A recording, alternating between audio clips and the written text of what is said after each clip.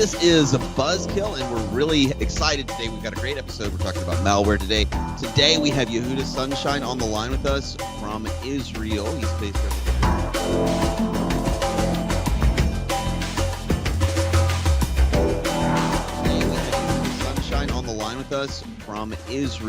based over there. So for us, for Jay and I, it's 8 a.m. For him, it's the late afternoon, and we really appreciate him joining us today.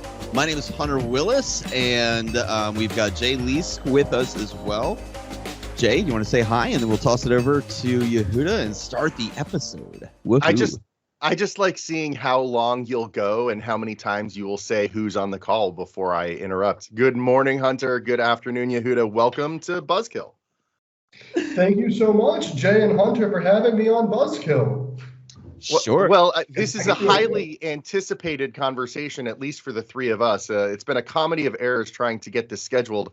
But you and I have been kind of playing tag in having a similar conversation, potentially shorter and less rambly, for a year and a half now. So it's good to get to do this finally.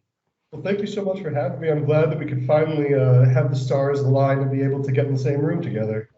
Likewise. So I have you down as the chief evangelist and head of public relations at Odix. What does that mean? So it's a lot of content, it's a lot of research, it's a lot of speaking with the dev team and seeing what are the interesting products and solutions that we're working with, but more so what's interesting in the news cycle. What are the people in the IT community really interested in? What are the touch points that really add value? Because I understand being a vendor, you can't tell everybody that your solution solves everything. But what you can do is enter the conversation, provide value-added content, and ensure that when people do look at you, there's this basis of expert material where they say, this person is worth looking at. The company is an extension of that, but nobody wants a sales pitch now. So what I really try and do is frame our leaders and frame our technology in something that's relevant to the conversation instead of trying to do something that's very sales or product heavy. Yeah, it's, Hunter and I are in very similar spaces, although I don't have the chief evangelist title. That is a pretty awesome title. But being on the side of creating content that gets people to trust that you actually know what you're talking about, rather than assuming you're just a used car salesman when you walk in the door. I'm 100% on board with the need for that. So in this particular case, Odix does security-based software. What exactly, how exactly does Odix and your wealth of knowledge fit into a security conversation? So Odix really works in the email security space, specifically trying to mitigate the risks of zero-day attacks and complement sandbox-based technology. So it really works in this understanding of the value-added conversation where when you respect your clients and the only way that your product works is them integrating these other solutions and legacy technology and understanding what's on the market and then trying to find something that fills a gap. So 0 days is a very broad category, but in its essence, we have a product that can look into an email, break it down on a binary level, remove the embedded malware within an attachment, and then give you a fully functional file in the original form, file form, within normally in less than a second and a half for a huge file. So to sum this up, because of what you do, you know a lot about email and you know a lot about malware, right? And I'm very lucky to understand also that these things are part of a broader scheme. So understanding the value in fighting malware is in understanding the technology that you're using, the education that you need to integrate in your employees, the broader culture, and all of these have a part. And I think that it's really enabled me to understand that one thing can't stand on its own, but everything together can provide some really effective defense. And that's so.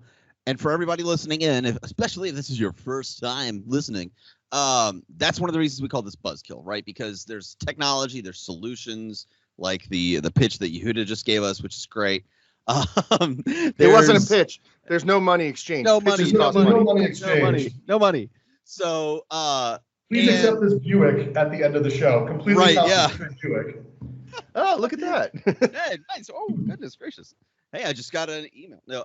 So we talk about all the time, right, how there's all these technologies, right, and how the security aspect of software is absolutely important, but it's the human end of things that is really, at the end of the day, that's the most important part, right?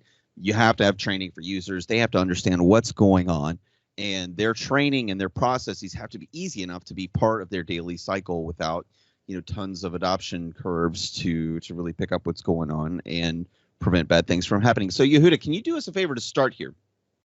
So today we're talking about like malware, ransomware, these kinds of attacks and things that can happen. Can you let's just start with a little quick breakdown of a difference between like malware and ransomware, right? And is there a difference, or is one kind of, I would say that ransomware is kind of a kind of malware. Is that right? Yeah, I would say ransomware is a subset. So if malware is anything that's going to be infiltrating your network in a malicious way, ransomware is a specific style of the attack. So the ransomware, instead of just taking your data, we're going to hold your data hostage like a ransom and then extort you for money. And potentially, this is a very complicated part, copy your data and then use that later down the line. So it's very tricky because malware can be any number of things. Ransomware is a specific style of attack. Yeah, and I have an example of malware that I've seen, and that's again saying that like all this stuff, it doesn't necessarily mean that somebody downloads something or accepts an email and everything breaks instantly, right? With FileZilla had this thing. It's a great piece of software. It's open source. It's a FTP client just for uploading, downloading files to servers. I love it. I've used it for years, but in a package about 2 years ago, they used like a default installer when they compressed their package. And when you unpack the software, people that did network monitoring, when you unpack the software, that installer would just like send packets to Russia. But I mean, and they were like, these go back though from the first ransomware attack in 1989. It didn't get activated until 90 times after the user like started up their computer. So it's not like this is a new thing in being able to play the long game, because when you install this software, most of the time, especially in a 0 day where we're saying an attack that's not known yet, it could be there for any period of time, and it doesn't behoove the attacker to give up that information. If they put this red flag, if they access all of your banking files and you immediately decide that this needs to stop, they can't keep on exploiting your data as easily. So there's different levels and different players that you need to think about and who's trying to access and what they intend to gain. yeah, sleep well tonight, everybody. So let's rewind a second. You said something that was kind of key there. People hear ransomware and they assume this is a recent phenomena, but you just mentioned a date from 32 years ago. First of all, how dare you suggest where we would know what that even means? But really, so ransomware has been around since 1989. And in 1989, even better, it was sent on a floppy disk by the mail through a accessible like directory, and then you had to send $189 to a PO box in Panama. So I love it. People now, they have this connotation that like cryptocurrency has put ransomware into a different gear. And I'm not going to argue that ransomware and the accessibility in cryptocurrency don't have some sort of relationship, but to say that these kinds of extortions weren't happening before and won't continue to happen if we can somehow find a solution to the crypto, it's very difficult to draw that line. And I think it's easy to get involved in the buzzwords and to say this is causation, but maybe it's just like a completely disconnected correlation. Now, only stupid people fall for ransomware, right? Like it doesn't happen to, or malware in general, like it doesn't happen to the average person. That's why they're all related to me. It's true. It's not our fault. We have to lick it first just to make sure it's still good. It goes in the entire range, and it'd be nice that if it would be only the highest end users, only these CEOs or these high tech people who are in these advanced technical roles are going to be sent this malicious file. But it can range from your dear Nigerian prince sending you a humble note to these advanced social engineering where you think that it's a family member that you're close to, or a friend, or a contact who's completely and totally legitimate, and you look at the email address and there's one letter or one dot that's placed left or the right, and it can completely and totally change the terms of the game. And so that's why this is important for like every person, right? It's like this can happen to anybody. It could be work related, it could be personal, right? There's no real filter on like who the target is here, well, right? Hunter, what do you hear all the time? I'm not valuable enough to have my information stolen. I don't have anything worth stealing in the first place. If they look at me, they're going to just put me aside. And it's like, you're more of a number than you realize. And when you collect a vast data set, you're just as valuable as somebody else because I'm trying to get 10,000 people's information. And I mean, you realize where you are. I'll admit it. If they want to steal my wife's student loan debts, she has a bachelor's, 2 masters, and a PhD. I am happy for them to steal that information. Nice. I always remember thinking when I got married, I had $37 in my bank account that I borrowed. And I was like, are they going to take that? If they steal my credit card, do they get the overage when they can't pay for their own food? Nice. Okay, so let's talk about how this has changed over time, right? So we're saying 1989, floppy disks being sent to your address, do they still typically send floppy disks? So floppy disks are usually the avenue of choice, followed by Laserdisc and 8-track. Nice. I didn't realize they even went the Laserdisc route. That's awesome. Exactly. That's right. Exactly. They were going to go to beta, but they were like, I'm not exactly sure if it's going to catch on. If you don't play this 8-track of the Bee Gees, then no. But it has changed over time, right? Especially, alive. I'd say the biggest advent, of course, since then is going to be the internet, right? So like you mentioned, emails going out to people. But when we talk about corporations and even personal email, people are trying to access databases of information, right? And pull information off of people's computers, depending on. It's very complicated because we talk about it where is it the elevation from work from home, where we say in the past year, 2 years, the amount of people sending critical data through email has gone through the roof. Is it we were talking previously about the adoption of cryptocurrency. Is it all of these different factors and the digital transformation that individuals and businesses are going through? But the relationships that we have now, they just have this digital transparency and there's a flow of information. And I think that the cyber criminal element has seen that this is how we're going to extort it. If we're going to try and get the most of it, and that's why also municipalities and MSPs and CSPs are being targeted, because the hackers are saying, the malicious hackers are saying that I could make one attack, or I could make one attack that gets me the data of the equivalent of 15 or 10,000.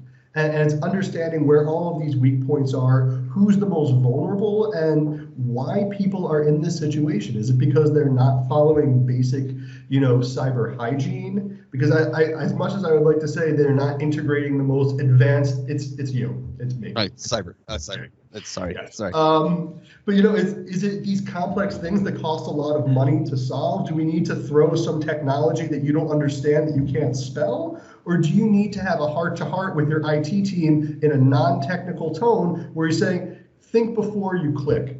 Why is it that I shouldn't do this? It's not because the company is going to lose a bunch of money. It's because you're going to get locked out of your computer. You're going to feel bad. Your personal data is going to be accessed because you know that you could mitigate that human error. And I think a lot of this, the problem is that people are afraid that it involves something very lofty, and they're even more afraid of applying something simple that's consistent to solve that problem.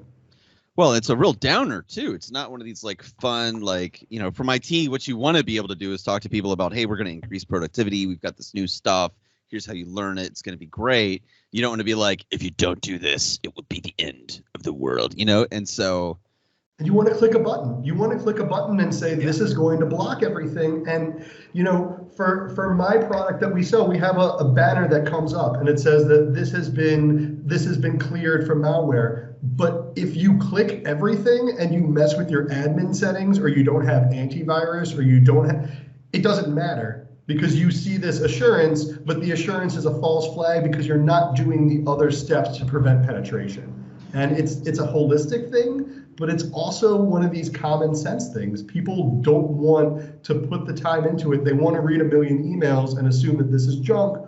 They don't want to say that everything requires an extra second. Maybe I need to call my IT team instead of investigating this myself. Maybe it might be more of an inconvenience, but the losses to my business, if you're an SMB, they say 60% of SMBs close within 18 months after a significant cyber attack.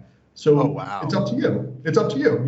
Where does that line go? If you're an SMB where you don't have the money to onboard all this new technology, maybe you do have the money to have an IT guy who's not, the most technical person sit down with your marketing team and say, disable macros. None of you ever need a macro. You're not, and you don't need any of these things. I'm going to make it easier for you, but even more so, I'm going to explain to you why this is important. So when you go to your next position, the IT guy isn't killing himself. You can go to your friend and say, I learned this thing, because you want to be the evangelist, right? You want to be the person who's embodying this conscious cyber awareness instead of being a cyber reactive person. It's problematic.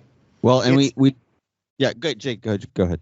It's just really interesting because I didn't really expect us to go down this path, but this is literally the theme of our show from episode to episode. Is like, technology is great. It gives you these improvements. It makes these things available, enables your people to do these things. But if all you're focused on is deploying a piece of technology, you're missing the boat. You have to, and that's why we call it Buzzkill again. You have to take the time to have these other conversations that are tangential to the technology. And in this particular case, you have to explain to people, like, pause, think about what you're reading. Do you really know a Nigerian prince? And if not, like, who can you call to confirm? Does this guy have the creds? Do you have the number of the embassy? Can I assist you in finding the crown jewels? Have you? Right. Well, so I was going to talk about like we mentioned, you kind of mentioned this really quickly here, but this is a huge problem, especially in the U.S. Some other nations across the world have a much more direct system where the municipalities are like tied to their federal, they're like over their larger government. But in the U.S., local municipalities are largely autonomous in a lot of ways. And so in the past 9 months, the U.S. has had 250 separate municipal legislations garnering cybersecurity protections and mandates. How are you supposed to understand that? And if I'm from Seattle and I go to Baltimore and I talk to a guy in Cleveland and we're trying to compare our data, but the things that are being asked of us and the constraints are completely different, how am I supposed to learn from them and impart those experiences? It's very, very tough. Well, and you have like smaller counties where they don't have the resources to do stuff, right? And they don't have people in their own community or general area that have the experience. And to explain this to people, right, you've got tech that has really tons of information about every single one of your citizens in your municipality, and you don't have the people and the resources to be able to protect it properly necessarily, right? And the MSPs, a different boat. It's kind of the same in from a private side. You're a small company, maybe you have 5 or 6 people, but you're supporting, 10, 20, maybe 100, 200 different companies and all those employees' information, right? And the security information for all of them is in. The big difference between the MSP and the municipality is the pressure being pushed down on them and the internal buy-in. I think with MSPs and these CSPs, they understand that if they don't get their house in order, they're going to be financially responsible for the consequences. I think that with municipalities, because of this divergent legislation, the disconnect between the practitioners, the people who have these mandates and the expectations of results, it's very, very difficult to get your chickens in line and say, this is what we're going to do in 6 months based off of industry best trends. Versus an MSP or CSP, while they have great risk, I think that they're a lot more agile in their ability to adapt to it. I think that with municipalities, there's this nexus of outdated thinking in trying to understand the risk, limited resources, people which is huge, people who don't necessarily know how to articulate the core problems that they have and bringing it to the higher ups and being able to bring it down the chain, and then being able to show what are the results. because they don't have the same mandates. And then on top of it, with municipalities, they have to publicly release so much data. And I wrote about this. I wrote an ebook about municipal cyber risk, and in it we talk about that where corporations can kind of hide some of this personal information a little bit closer to the chest. Municipalities have to release all this private information about their citizens and these data points and these things that they're using and their partners, and it leaves them very, very vulnerable to attack, where a corporation could mitigate some of those risks. Like an example of what he's talking about, right, would be like a court case lookup, right? You can go to most county systems and you can like look up information about court dates and people's names that are involved in those. Sometimes those will spit out addresses and other information, right? There's also like the GS systems where you can go in and you can look up all the addresses of all the homes in that county and see who owns it, when they bought it. Dating, we tell you. I'm telling you, learned a lot about my neighbors. All right, so anyway, she's beautiful, but she keeps on killing people. So that was good to dive into there. Talk to us though. We talked about something as a lead up to this, right? Is ransomware as a service, right? There are actually, when we talk about like quote unquote troll farms and these kind of public private where the nation states are like, hey, we're going to use these people to do this stuff, but they're not directly tied to the government, or just even in different locations around the world, people offering this literally, they can just buy it, right, as a service from people to run these attacks. Can you talk to us about that and maybe give some examples? Jay, what are you going to, hold on, Jay's going to. Well, I was going to say, potentially not from the pitching the desire and the reason you would do this, but like, what are we actually talk to us up about against? your Like, ransomware as a service? I'm not selling you. I actually have a couple really good ransomwares that I'm offering for sale this month. That's right. Are they on discount? Yeah. I can't tell that to your audience. We could speak offline. Right. Are you renewing your warranty? I was doing my warranty. That email 6 times a day, all the time. but it's funny that you mentioned that, because we could talk about ransomware as a service. And we say that, in the past 5-6 years, this thing that went from high DevOps costs, a lot of operation time, a very precise hand that you need to be able to distribute this around the world, into something that's monetized and simplified like any other e-commerce site, with customer service that's head and shoulders above what you're going to see from almost anybody else. And in Israel, we're not known for our customer service, surprisingly enough. You should come meet us. It's tough. When you talk to these ransomware as a service people, it's amazing. They'll email you back in 5 minutes. Any troubleshooting, they'll deal with it in an instant. They'll be able to draw that line where they can either they'll just be on the tech end, or they'll get a cut. And when they get a cut, then it's even more in their interest to be able to ensure this attack goes out. And there's dozens of them. So there's like the Satin RAS platform. There's Pecha. There's Server. There's so many of them, and the big thing that ties them together is simplicity. Just like how we're talking about when you explain the consequences of ransomware and you need to break down, we are going to shut you out of your system and take your data. It's the same simplicity on the other end. We're going to deal with all of your customer service. We're going to deal with all the technical stuff. We're going to deal with the payment. And all you have to do is give us your Bitcoins, and it's over. And it simplifies the whole process. It makes it so you can produce it on scale. And it makes the risks exponentially more, because instead of it being this, the pillar of the elite who can create this devastating program, now you just need to be able to access the dark web, to be able to communicate in a secure fashion, and we can do that these days. That's not like rocket science. So let me kind of, again, I'm going to rewind a little bit for people who aren't as familiar with the aspects of what we're talking about on the technical side. So you're talking about ransomware as a service. You're talking about this concept that I can go to one of the companies that you may or may not have just mentioned, and I can buy from them compute cycles on their vast web of hijacked computers. And I can have them do all the work, and all I'm doing is receiving the data that they're hijacking and potentially. You can receive the data, you can receive a payment, and then the other aspect that I think that people don't realize, that previously with the ransomware attack, you have one malicious player who has your data who's then selling it across the web. Now we have vastly more.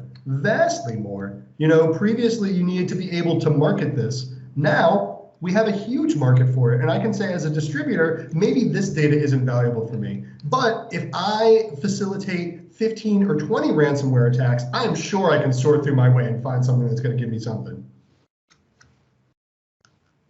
Joy.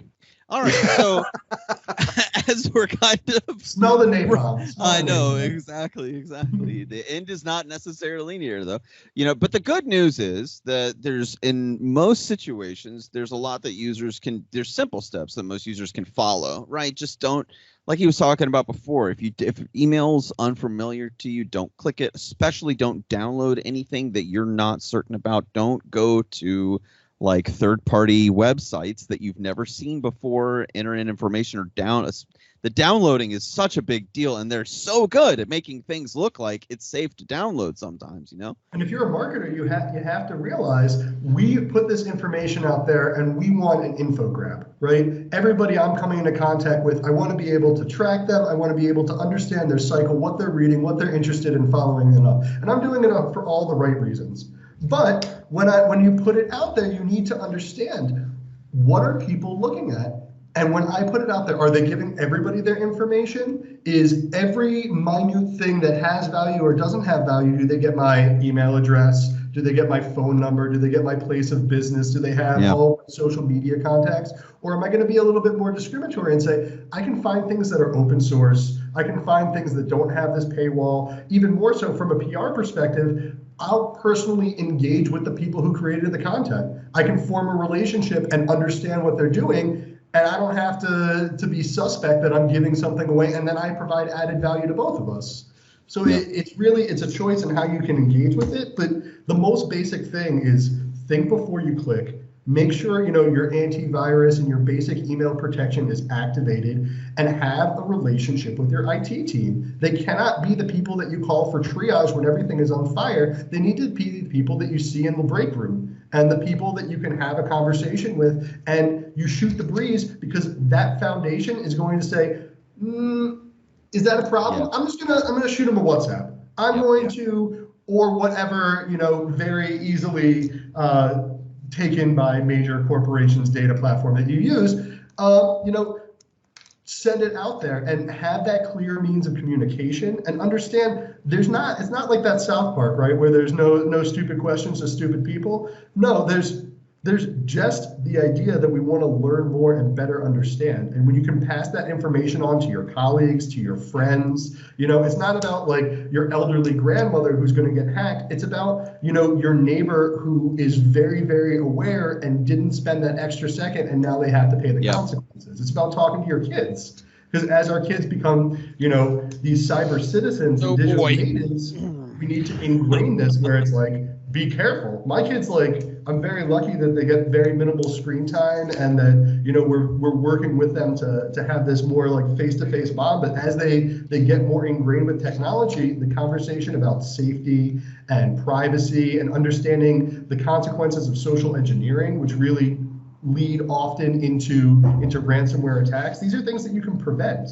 You can be proactive without having to spend a lot of money, without having to be particularly technically savvy. You just have to be aware and consistent.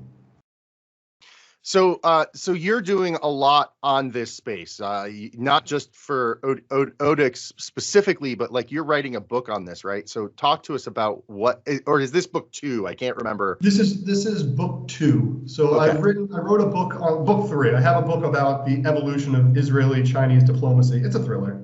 Is it related? And it's in Chinese as well. It was sponsored by the Chinese Cyber Agency. Just kidding. So I have one book about municipal cybersecurity. I have another book in graphic design now about ransomware, the evolution of ransomware, its costs, the common variants, and really my favorite part is the practical solutions. And as much as I want to rep my own technology, the practical solutions, as we're saying, is just like have an active conversation about cybersecurity awareness. That 90% of cyber risk is like, can we mitigate human error? I don't want to spend more money if everybody keeps on clicking everything. Yeah. Have you talked about your kids about? I'm sorry. Oh, Have you talked to wow. your kids Have you about talked to your malware kids about today? cybersecurity? That's, Yeah, exactly. I mean, But we really need to. Like Yeah. you know, Yehudah, you mentioned that your kids have limited screen time, and so do mine. Except then I realized our elementary school gave my 9-year-old a laptop for school. Like, so she's on a computer, not all day long, but she's on a computer. There are times in the day where the teacher sits her down and says, work on this assignment, and I'm going to go do specialized work with this group over here. And I know that the school has it locked down and there are certain things they can't do, but I also know that my kid can go to Google and search for things. And like, you're right, Dad, I do have we to have know that. a Nigerian prince?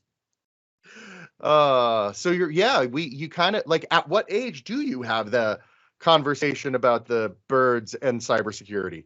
I mean, that's the thing. I remember how cliche health class was in high school when they were talking about STDs and drugs, and nobody took it seriously. And I see it as a perfect parallel where this Yeah. thing, it's, it can be inconsequential if you understand what the risks are, how to protect yourself, and how to, be smart and be aware. But if you don't make it into something where people can understand it, if you speak over their heads, and with kids, it's perfect because you can, just like you're teaching them math, just like you're teaching them science, just like you're teaching them social skills, you teach them this cyber hygiene, and it becomes all ingrained. But if you decide that, and I've been writing a lot about where is that the buck stops here moment, where is it the company who's responsible for ingraining this cyber awareness and education? Is it your previous education? Is it the military? Is it the government legislation? And it's everybody is always responsible at every single point. There's not anybody who can drop the ball, and if we do, we're going to get hacked. I've decided that based on this conversation, I'm going to start a condom company that gives away condoms to, they have like colleges that give condoms away and stuff. Except on the condom package, I'm going to print cybersecurity awareness things like, you don't know a Nigerian prince, or like I'm going to mix the two, and now we have true cybersecurity hygiene.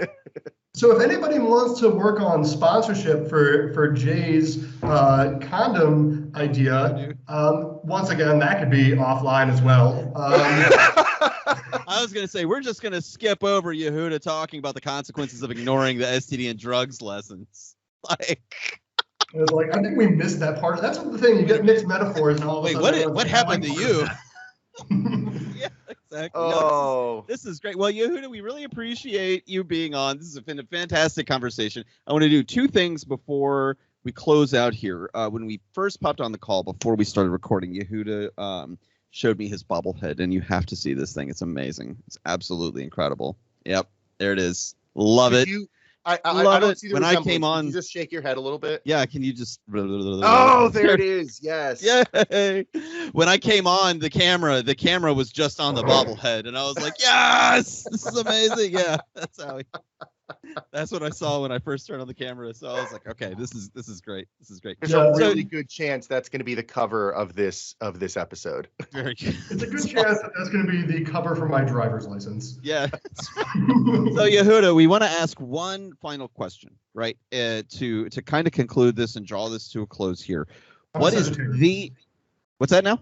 I'm a Sagittarius. No. Do you like? I do, in fact, like long walks on the beach. Thank you.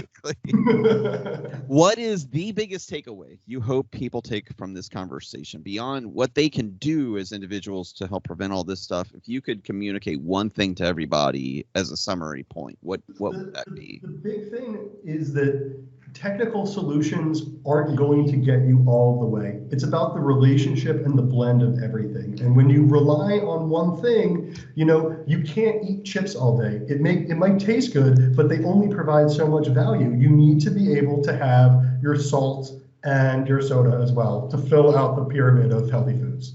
You need to be able to ingrain all of these things, and you need to be consistent. I think the biggest thing is really cybersecurity is an everyday process. You can't sleep on your morals. You need to be proactive And that's the way that you're going to mitigate the most risk. When we're reactionary and we're trying to get out of the fire, it becomes very, very difficult. It's a lot easier to be aware of what the risks are and spend a little bit more time to prevent them.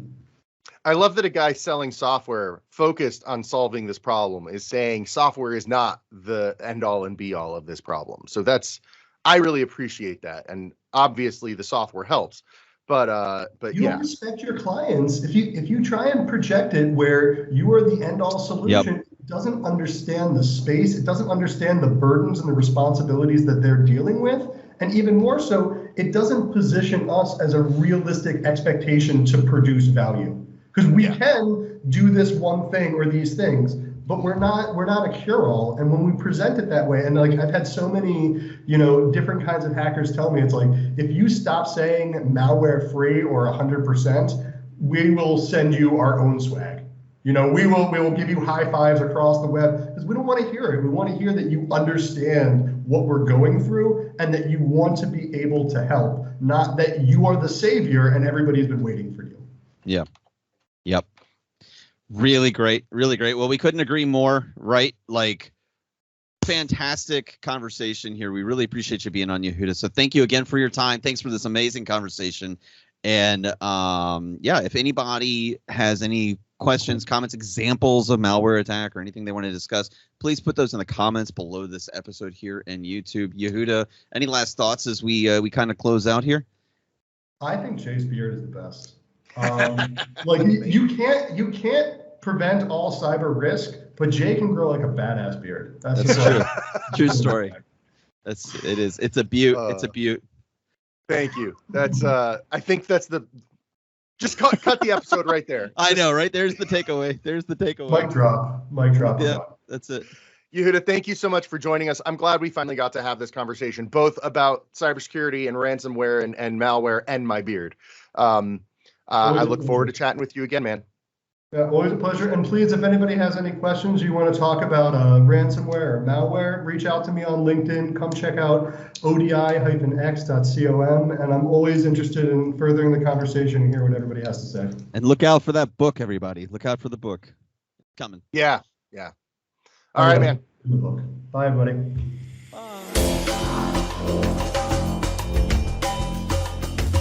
If you enjoyed this conversation and want to hear more just like it, make sure you click the subscribe button, notifications, and go to onthespot.tech for more from Buzzkill and our sibling podcasts.